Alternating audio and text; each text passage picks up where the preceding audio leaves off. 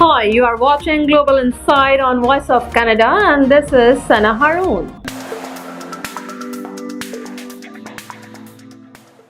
Footage from Arizona as monsoon rainwater carrying debris from a wildfire burn scar flowed through the streets and Flagstaff for the third day in a row on July 15th. Oh my God!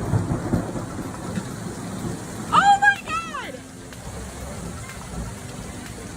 Please come inside!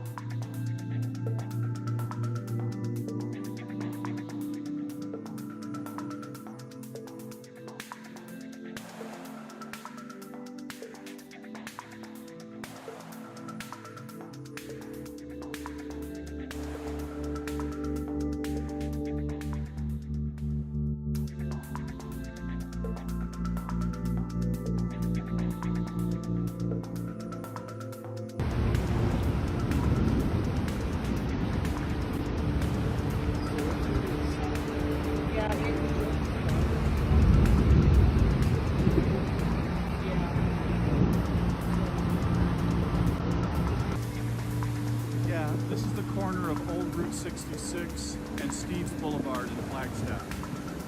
My gosh. And if it's this bad here, it's a heck of a lot worse a lot of other places.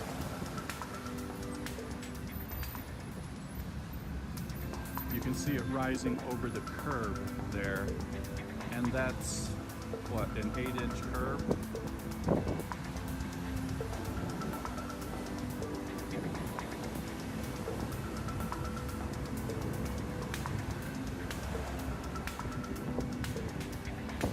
Well, and the bad news is, I left windows open in my house. This is going to be fun. Patrons gathered in Port-au-Prince on Wednesday to mourn and pay their respects to President Jovenel Moïse 1 week after his assassination.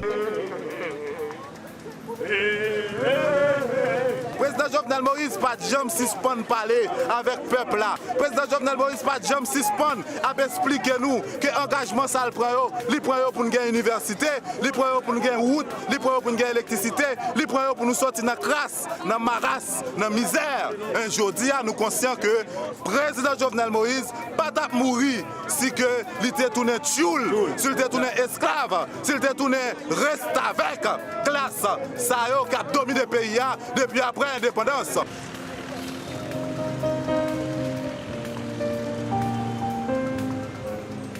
Aujourd'hui, nous-mêmes, nous venons commémorer mémoire générale là, martyr là. Nous venons commémorer mémoire président Jovenel Moïse pour nous montrer l'attachement, pour nous montrer l'amour, pour nous montrer l'affection, pour nous montrer la compréhension, pour nous montrer qui ça fait nous mal et qui ça nous comprendre la bataille que le t'a mené aujourd'hui.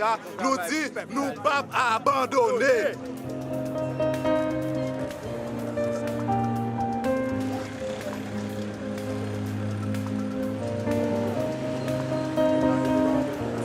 On the ground and in the air on Friday, it was at the site of the neighborhood in Barrie, Ontario, that was ripped apart by a Category EF2 tornado the day before.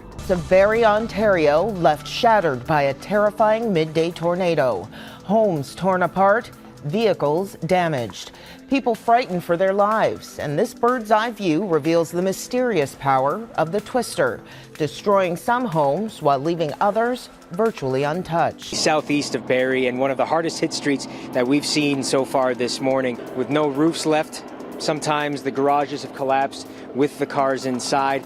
As you can see, there's white stuff all over the place. That's insulation from inside the houses that's been ripped right out, along with trees that have been knocked down, shingles ripped off the roofs, large planks of wood that came out of houses, many of them still with nails stuck in them, a very dangerous projectile to have, and much of this stuff was flying around over a very brief period yesterday. Many people we talked to who've had their homes damaged in all this say it took all of 5 to 10 seconds to cause all this kind of chaos, which shows you just how powerful even an EF2 tornado like the one that happened here in Barrie yesterday, as confirmed by Environment Canada, can be. Looking across the street, you can see another house with its roof partially ripped off. Windows just blasted out, more trees brought down. Entire cars shifted, in some cases almost 180 degrees, and battered and dented by various projectiles. It's a wonder, when you look at the damage here, that there was only a handful of serious injuries and no fatalities. As I mentioned, we've been speaking to people through the morning about what they encountered yesterday and the damage done to their homes. Let's take a listen to what some Barrie residents told us today.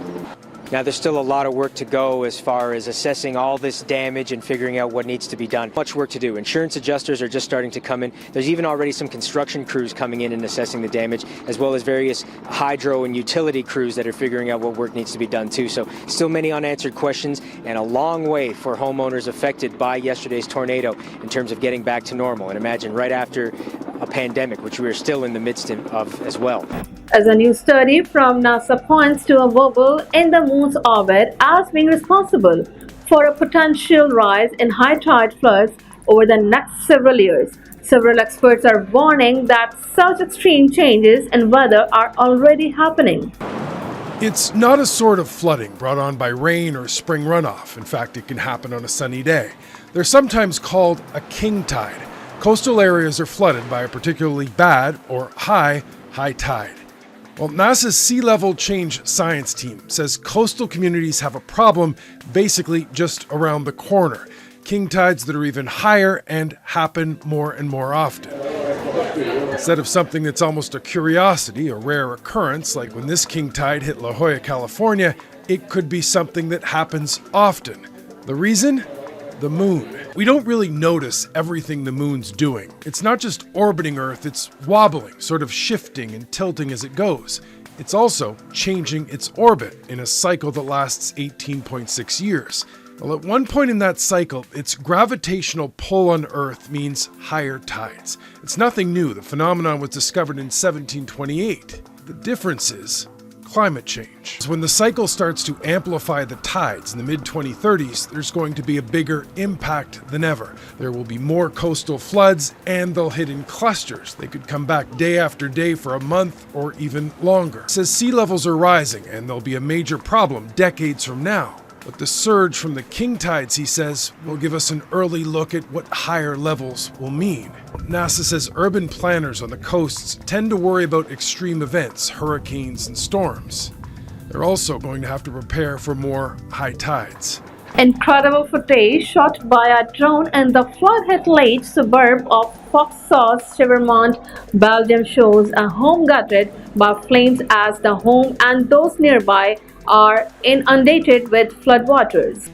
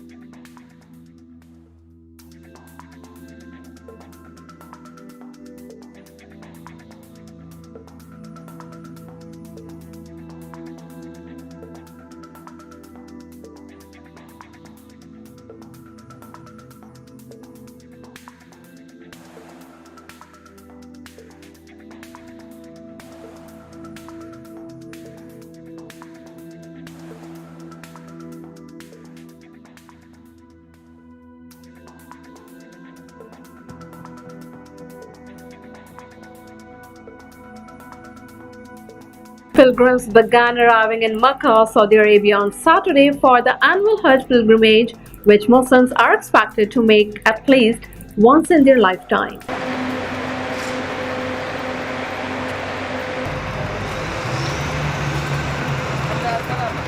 حسرة في قلوبهم فاعف عنهم واستغفر لهم وشاورهم في الأمر.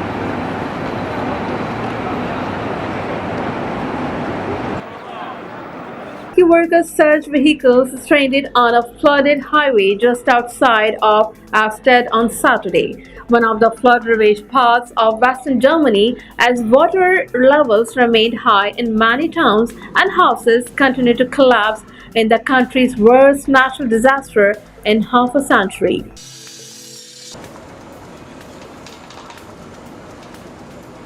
Bisher haben wir zum Glück noch keine Insassen gefunden. Es scheint so, als ob bei den bisher geborgenen Fahrzeugen die Personen alle das Land erreicht haben. Das wird aber sicherlich noch dauern, bis wir hier an dieser Einsatzstelle fertig sind. Blessem ist nach wie vor nicht zu betreten. Ich habe Informationen von meinem Stab, der gesagt hat, 100 Meter um den jetzigen Rand der Kiesgrube herum besteht aktuelle Erdrutschgefahr. Auch Rettungskräfte betreten diesen Raum nicht. Man erkundet mit Drohnen zurzeit, ob da noch irgendwas ist, wie das aussieht mit Unterspülung. Der Boden ist so weich, dass innerhalb von 100 Metern um den Rand der Grube jederzeit der Boden nachgeben kann. 2 million Americans and several western U.S. states are under red flood warnings that wildfires are raging out of control, with one in Oregon considered the season's first official mega fire. 2 million Americans in several western states are under red flag warnings, alerts that wildfires are raging out of control. Oregon's Bootleg Fire is the season's first official mega fire of 2021, consuming over 97,000 hectares. 80-year-old couple out there that have worked their whole lives for a home, and we go and save it. The Bootleg Fire is now 7 times the size of San Francisco. In Washington, only 3 of 10 of that state's largest wildfires are contained, as fire officials order more evacuations. It was a little emotional having to wake a 7 and 8-year-old up and telling them you got to leave the house.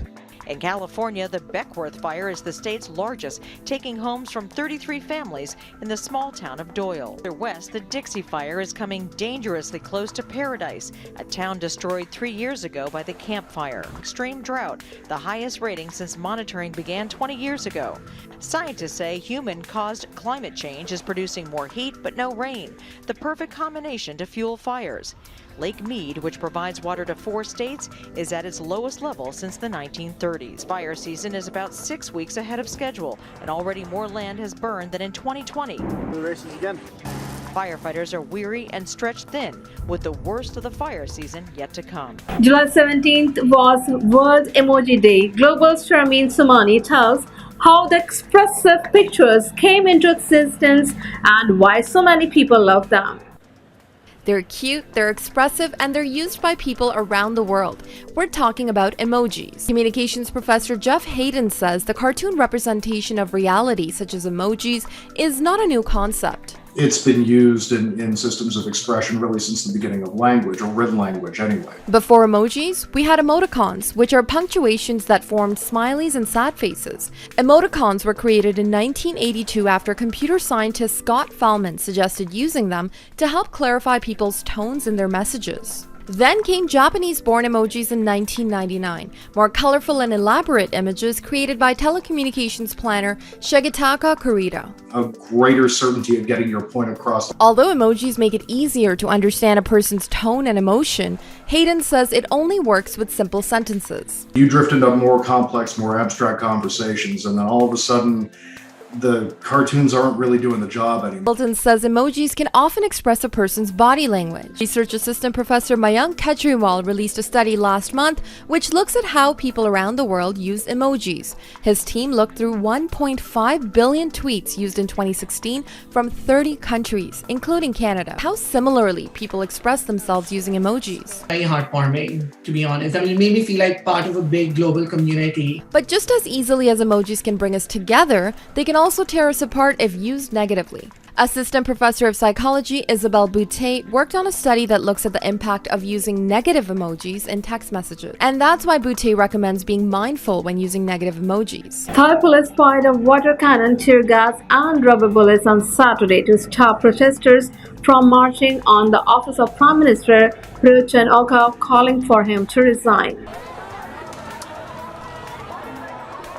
อยากให้หยุดทุกอย่างหยุดแต่เขาไม่หาเหตุผลที่จะแก้ในต้นเหตุให้ได้ครับผมเข้าใจว่าตอนนี้มันเสี่ยงเพราะโรคมันระบาดเยอะเราพยายามป้องกันตัวทุกอย่างถุงมือหน้ากากแก๊สทุกอย่างครับผมกันทุกอย่างเพื่อให้มันเกิดผลกระทบต่อเราน้อยที่สุดครับว่าถ้าเราไม่ทำอะไรอย่างเงี้ยมันก็จะยังเป็นคงแบบนี้ต่อไปเราต้องการบริหารที่มันแบบup to date หน่อยคือดูชาวบ้านกันบ้างว่าไปถึงไหนแล้วไม่ใช่ว่ายังจะคงแบบเขาเรียกว่าdictator เนาะก็แบบเราก็รู้สึก disappointed มากค่ะที่เรามาอยู่ในสถานการณ์ที่เห็นคนไทยแตกแยกอย่างเงี้ย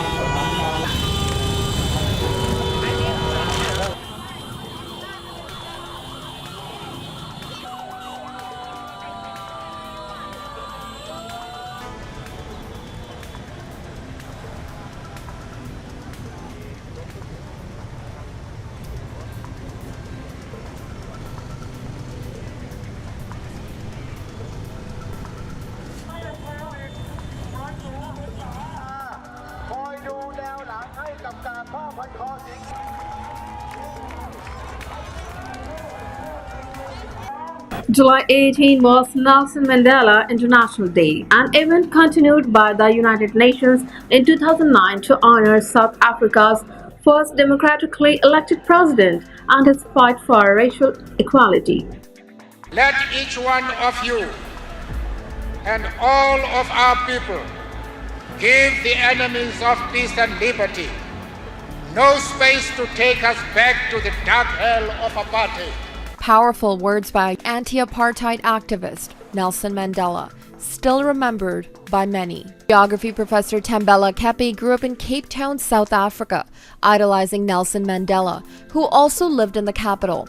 Kepi has done extensive research on South Africa's history and politics. South Africa was in a state of which Mandela invested his entire life fighting against. Apartheid was an institutionalized racial segregation structure that existed in South Africa and Southwest Africa from 1948 until the early 1990s. Mandela was one of the first to encourage anti-apartheid protests to push back against the government's racist segregational laws. Eventually, the South African government put Mandela behind bars for encouraging protests that turned violent and gathering support from outside the country. The racial inequality was so rampant and it was violent. So going to jail. Mandela continued his fight with anti-apartheid demonstrations and pressuring the government to end his sentence. In 1989, a new president was elected, F.W. de Klerk, who decided to release Mandela from his life sentence in 1990. Supporters of Mandela watched around the world as he walked free after serving 27 years in prison. He was unselfish. I mean, who would spend 3 decades in jail? Mandela was elected the first black president of South Africa.